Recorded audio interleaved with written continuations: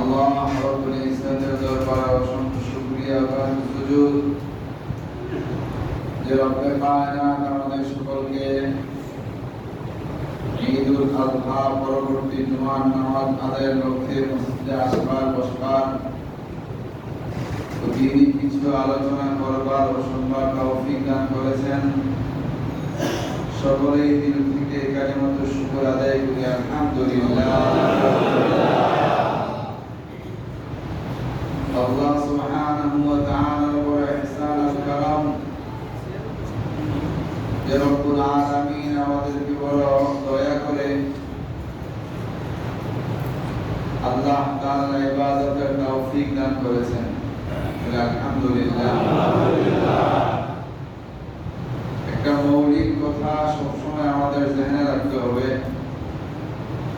সেটা হলো ঈমান আনার পরে একজন মুমিনের জন্য দুনিয়ায় সবচেয়ে বড় প্রাপ্তি নেক আমল করার তৌফিক পাওয়া। নেক আমল করার তৌফিক পাওয়া।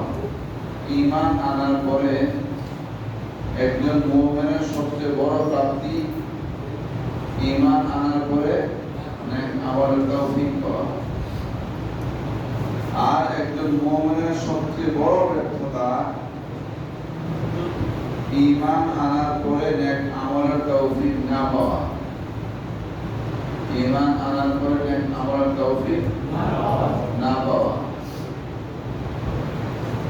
বিধায়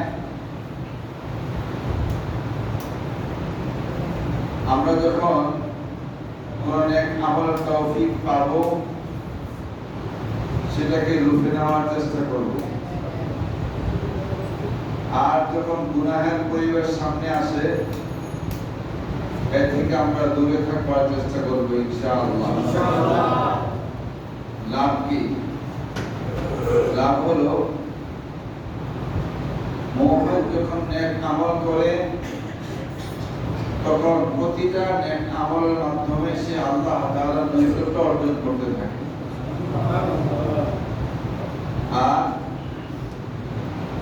সে যখন গুনাহ করে শয়তানের নৈকট্য অর্জন করে আল্লাহ থেকে সে দূরে সরতে থাকে। নাউযুবিল্লাহ। ঈমানদার যখন একটা নেক কাজ করে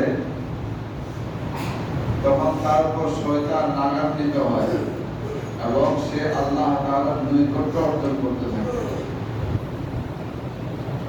আর ঈমানদার যখন গুনাহ কাজ করে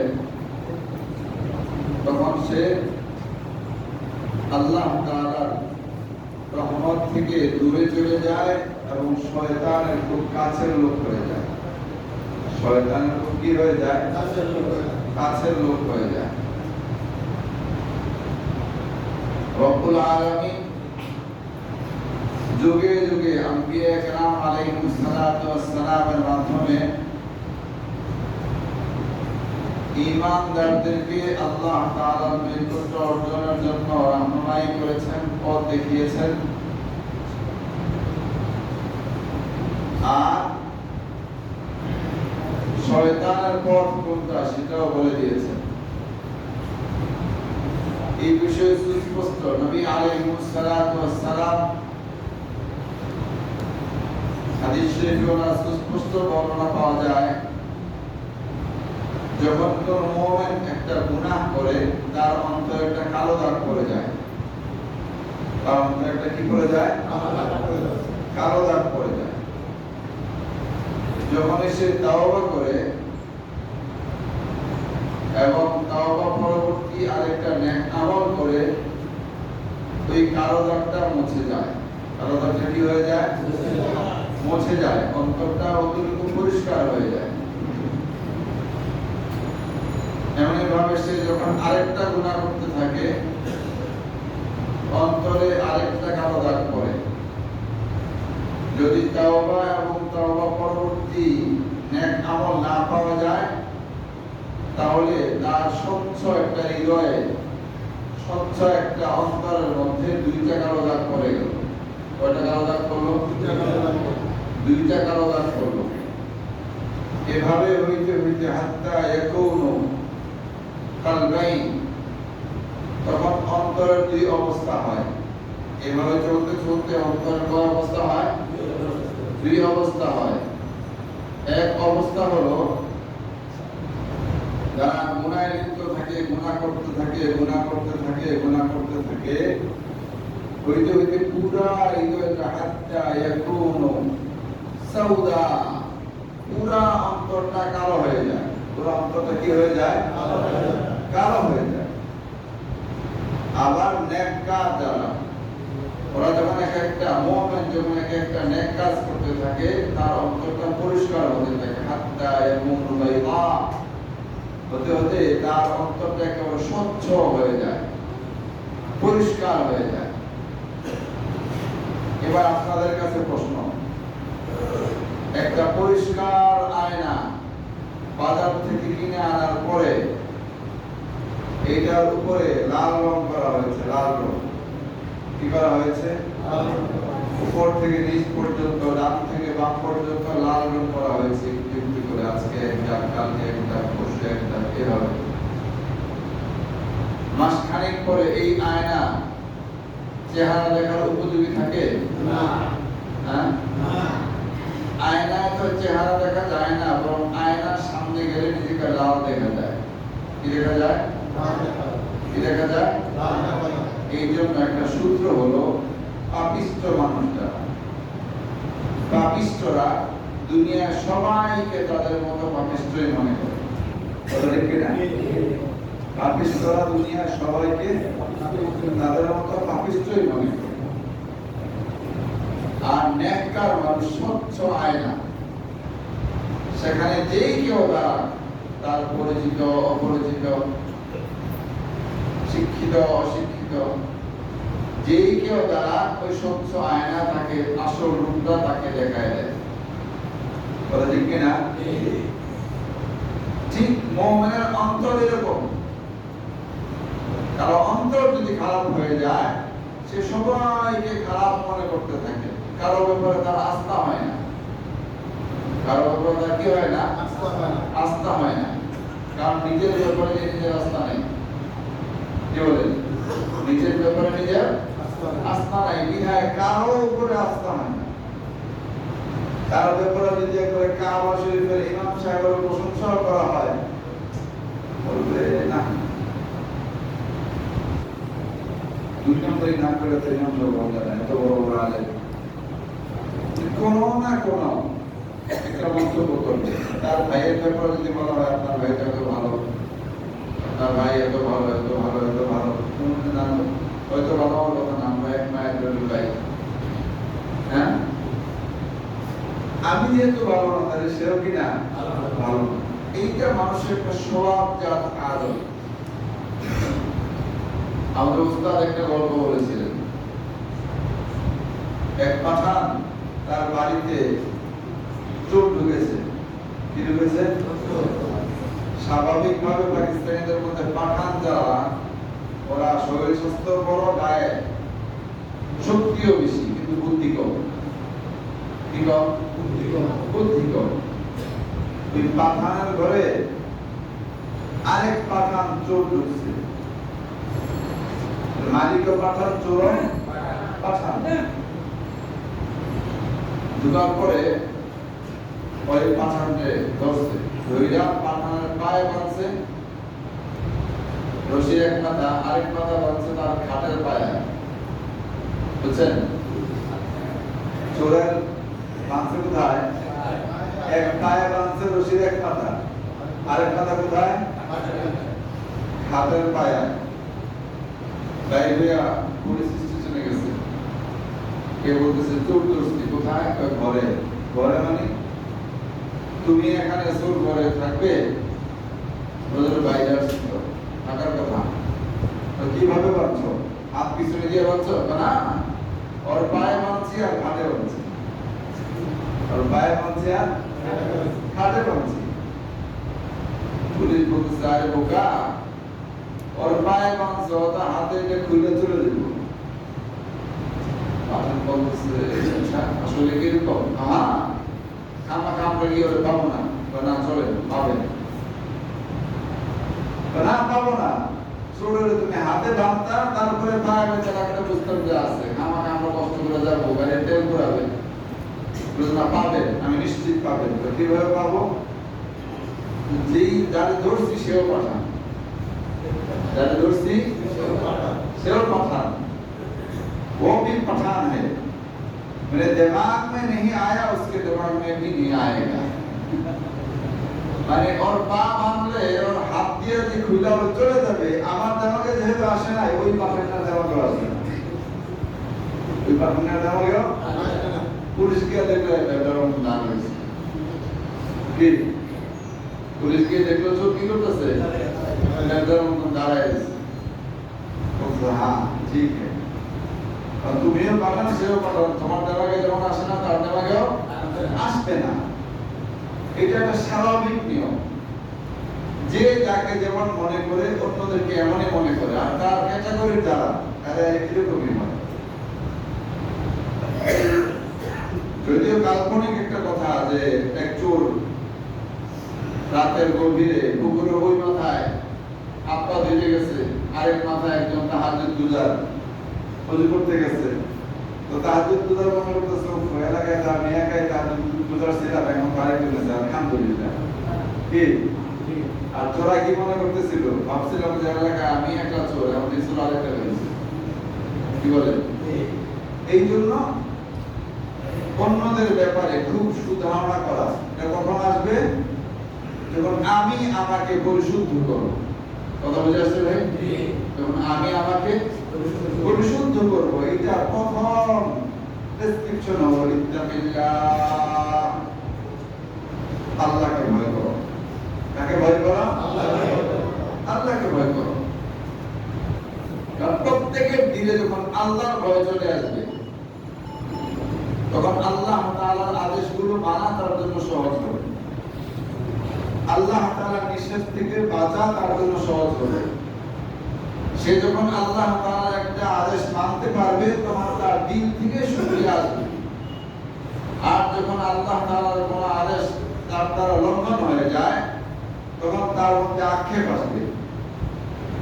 তাইলে হাদিস শরীফে পুরো আলোচনার এই সার বর্ণনা এক রাওয়াতে এভাবেই বলেন, মুমিন কাকে বলে? মুমিনের একটা সংজ্ঞা হলো আল মুমিনু মান সালিমা আল মুসলিমু মান সালিমা আল মুসলিমুনা মিন লিসানিহি ওয়া ইয়াদিহি। প্রকৃত মুসলমান তো তাকে বলে যার জবান দ্বারাও কেউ কষ্ট পাবে না, তার হাত পা দ্বারাও কেউ কষ্ট পাবে না, না কথায় কাউকে কষ্ট দিবে, না শরীরের জোর দ্বারা ক্ষমতা দ্বারা কাউকে কষ্ট দিবে, সে মুমিন। আর আমরা ফার্স্ট ক্লাস নামাজি যারা আছি, আমাদের মধ্যে একটা প্রবণতা আছে সুযোগ পাইলে কাউকে দাবায় দেওয়া। কি বলে? বুঝা গেল আমার মধ্যে ঈমান পূর্ণতায় আসে নাই, আমার মধ্যে ঈমান কি হয় নাই? পূর্ণতায় আসে নাই। অন্য এক রাওয়ায়াতে নবী আলাইহিস সালাতু ওয়াস সালাম ইরশাদ করেন, ইযা সাররাতকা হাসানাতুকা ওয়া সাআতুকা সাইয়্যাতুকা ফাআনতা মুমিন। তুমি নিজেকে মুমিন দাবি করো, তাহলে এইরকম মুমিনের মূল থিওরি কি সেটা আমি বলে দিলাম, শোনো। ইদা সাররাতকা হাসানাতুকা, একটা ভালো কাজ করতে পারলে, একটা নেক কাজ করতে পারলে যদি তোমার অন্তরের মধ্যে প্রফুল্লতা আসে, আনন্দিত হয়, তাইলে বুঝবা হ্যাঁ তুমি মুমিন। তাহলে মুমিনের এক সাইড, মুমিনের এক সাইড, যে তুমি তোমার কোন একটা নেক কাজ করতে পারলে তোমার অন্তরে একটা আনন্দ ভাব দেখা যায়, তুমি আনন্দিত হও, আলহামদুলিল্লাহ আজকে আমি সকালে ফজরের নামাজে আল্লাহকে সিজদা দিতে পেরেছি, হ্যাঁ আজকে আলহামদুলিল্লাহ জোহরের নামাজ জামাতের সাথে পড়েছি, আসরের নামাজ জামাতের সাথে পড়েছি, আলহামদুলিল্লাহ মাগরিবের নামাজ, ইশারের নামাজ, আজকে ফজরের নামাজ, আজকে জুমার দিনে আগে আগে আসা, জুমার নামাজ আদায় করতে পারা, খুতবা শোনা, এই যে কাজগুলো করতে পারা। আমরা অনেক সময় দেখা যায় অনেক নেক কাজ করি, কিন্তু অন্তরে আনন্দ আসে না। কথা ঠিক না? খাওয়ার পরে মানুষের ক্ষুধা নিবারণ হয়, পানি পান করার পরে তার তৃষ্ণা নিবারণ হয়। খাওয়ার পরে যদি ক্ষুধাই নিবারণ না হয়, তাহলে কি হয়? এত খাইলাম, খাইছি বলে মনে হয়, কি বলেন? এত খাইলাম, ক্ষুধাটা তো নিবারণ হইল না। তাহলে বোঝা গেল এই খাবারটা যা খাইছো আর যেখানে রাখছো এটা অ্যাডজাস্ট হয়নি, কি হয় নাই? রুচি সম্মত খাবার অল্প খাইলে দেখা যায় পেট ভরে, ক্ষুধা চলে যায়, কি বলেন? আবার আপনি তৃষ্ণার্ত, দেখা যায় যতটুকু পানি আপনার পান করার প্রয়োজন ততটুকু যদি হয় তাহলে আপনার তৃষ্ণা চলে যায়। দেখা যায় 2 লিটার পানি পান করে তারপরে আমার গলা শুকিয়ে গেছে। যে পরিমাণে পানি, যেই পরিমাণে ঠান্ডা দরকার ছিল ততটুকু হয় নাই, হয়তো পানিটা খুব গরম ছিল অথবা বেশি ঠান্ডা ছিল, কি বলেন? যার কারণে আপনার তৃষ্ণাটা দূর হয় নাই। ঠিক এখানে যে নবী আলাইহিস সালাতু ওয়াস সালাম আমাদেরকে খাঁটি মুমিন হওয়ার জন্য যে থিওরি দিয়েছেন, ইযা সাবাতকা হাসানাতুকা, যখন নেক কাজ তোমাকে আনন্দ দান করবে, ওয়াসাআতকা সাইয়্যাতুকা, আর কোন ক্রমে তোমার অজান্তে বেখেয়ালে যদি একটা গুনাহ হয়ে যায়, একটা পাপ হয়ে যায়, সেটা তোমার অন্তরে কষ্ট দিবে। এই পাপটা হয়ে গেল, এই পাপটা হয়ে গেল, এই পাপটা হয়ে গেল, তাইলেই তুমি মুমিন। কথা বুঝে আসছে? আজকে এই 2 গুণের আমাদের অনেক অভাব, এই 2 গুণের আমাদের অনেক অভাব। দেখা যায় আলহামদুলিল্লাহ আমরা নামাজও পড়ি, কিন্তু নামাজ পড়ার পরে দিলে শান্তি আসে না। আলহামদুলিল্লাহ আমরা দাঁত খারাপ করি, দাঁত খারাপ করার পরও দিলে শান্তি আসে না। রমজান মাসে রোজাও রাখি, ওই রোজা শেষে এরকম কোনো ফিলিংস আসে না। আবার আলহামদুলিল্লাহ যাদের সামর্থ্য আছে হজও করি, হজ করার পরে এরকম কোনো ফিলিংস আসে না। তাহলে বুঝা গেল এই যে নেক কাজ আমাকে আনন্দ দেয় না, তাহলে এই নেক কাজটা আমার সাথে অ্যাডজাস্ট হয় না। কথা বুঝে আসছে? দেখুন অনেকে নামাজও পড়ে মিথ্যা কথা বলে, কি নামাজও পড়ে ধোঁকাবাজি করে, নামাজও পড়ে আমার অত্যাচার করে, নামাজ পড়ে আরেকজনের উপর জুলুম করে। তাহলে বুঝা গেল এই নামাজ তার অন্তরে শান্তি দেয় না, প্রশান্তি আনে না, প্রফুল্লতা আনে না। সকাল থেকে সন্ধ্যা পর্যন্ত, ঘুম থেকে ওঠা থেকে নিয়ে আবার ঘুমানো পর্যন্ত গুনাহ করতে আছে, গুনার মধ্যে ধারাবাহিক ভাবে সে লিপ্ত আছে, কিন্তু অন্তরে একবারের জন্য ব্যথা অনুভব হয় না, আমি করতেছি, একবারের জন্য তার দিকে আক্ষেপ হয় না, আফসোস হয় না। এই জন্য আলহামদুলিল্লাহ আমরা যারা এখানে জমা এসেছি, এই থিওরিটা মৃত্যু পর্যন্ত মনে রাখবো। যদি আমি মুমিন নিজেকে দাবি করি, তাহলে এই 2 গুণ আমার অর্জন করতে হবে।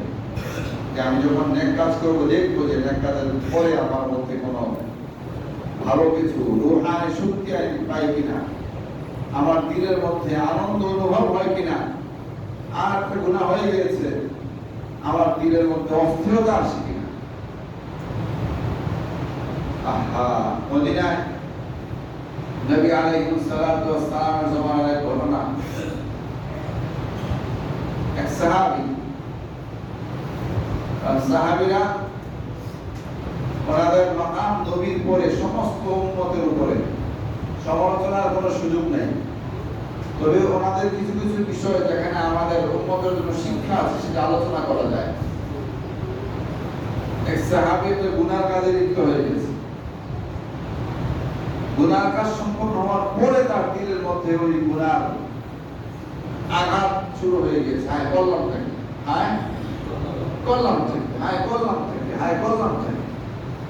এই যে একটা আক্ষেপ,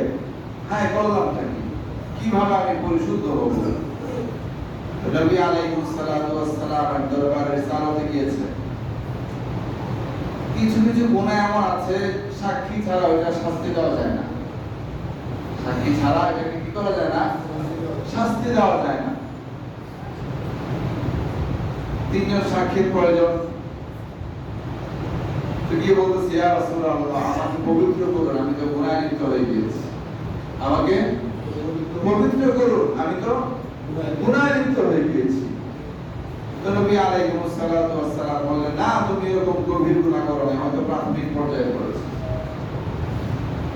সাক্ষী তো নাই, আপনি দাবি করলেন, আপনাকে তো শাস্তি দেওয়া যাবে না, কারণ সাক্ষী লাগবে, তাই না? শাস্তি দেওয়ার জন্য কি লাগবে? সাক্ষী লাগবে, সাক্ষী তো নাই। উনি বললেন, না তুমি এরকম গভীর পর্যায়ে গুনাহ করো না, হয়তো প্রাথমিক পর্যায়ে করেছো, যাও। তো নবী আলাইহিস সালাতু ওয়াস সালাম এদিকে ঘুরে গেলেন। ওই বেচারার ভিতরে পেরেশানি, আমি তো ভিতরে আগুন লাগাই দিচ্ছি গুনাহ দিয়া, কিভাবে পবিত্র হইতে হবে। সামনে থেকে ঘুরে আবার এদিকে আসলো, আসার পরে বললো ইয়া রাসূলুল্লাহ তাহহিরনি, ইয়া রাসূলুল্লাহ আমাকে পবিত্র করুন, আমাকে কি করুন, পবিত্র করুন। তো নবী আলাইহিস সালাতু ওয়াস সালাম আবার বললেন যাও যাও উঠে যাও, তুমি হয়তো গভীর গুনাহ করো নাই, তুমি হয়তো গভীর গুনাহ করো নাই। অথচ উনি জানে যে গুনাহ করেছে এই গুনার শাস্তি শুধুমাত্র মৃত্যুদণ্ড, এর বাইরে বিকল্প নাই। যে গুনাহ করেছে এই গুনার শাস্তি কি? মৃত্যুদণ্ড। এখানে যাবতীয় কোনো সিস্টেম নাই, মৃত্যুদণ্ড।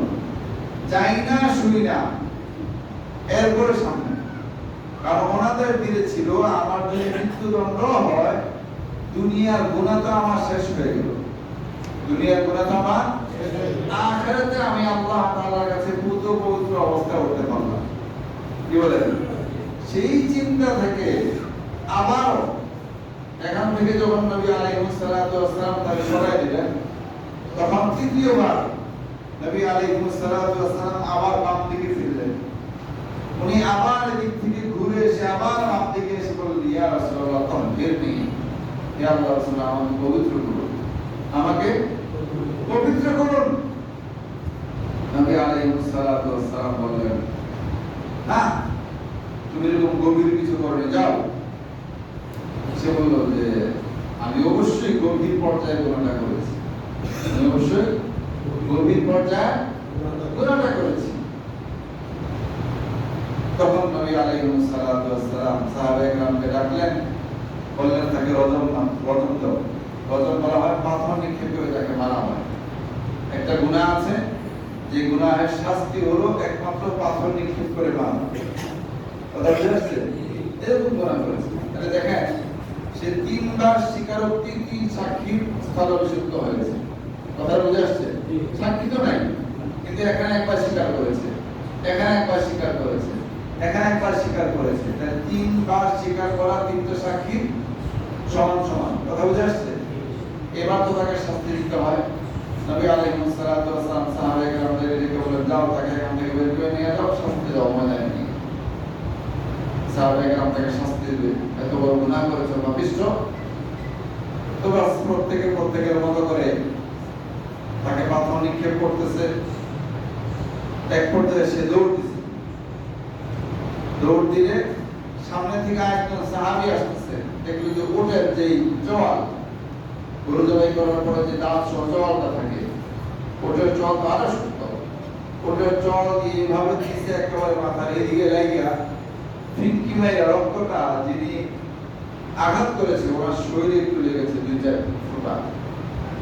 আর বলতেছিল ছি, এরকম নরধমের রক্তের ফোঁটা আমার শরীরে লেগেছে, এখন নাপাক হয়ে গিয়েছে। এই কথা বলতে বলতে বলতে বলতে মদিনায় ঢুকতেছে। এরকম নাপাক মানুষের শরীর রক্ত আমার শরীরে লেগেছে। এই আওয়াজ, এই কথাটা নবী আলাইহিস সালাতু ওয়াস সালাম কানে গিয়েছে। দয়াল নবী সাল্লাল্লাহু আলাইহি ওয়াসাল্লাম তাদেরকে ডাকতে জিজ্ঞাসা কি বলছেন? বলে ইয়া রাসূলুল্লাহ এরকম একটা অসভ্য লোক, খারাপ লোক, তার শরীরের নাপাক রক্ত আমাদের গায়ে লাগছে, এজন্য আমরা তাকে ধিক্কার জানাচ্ছি।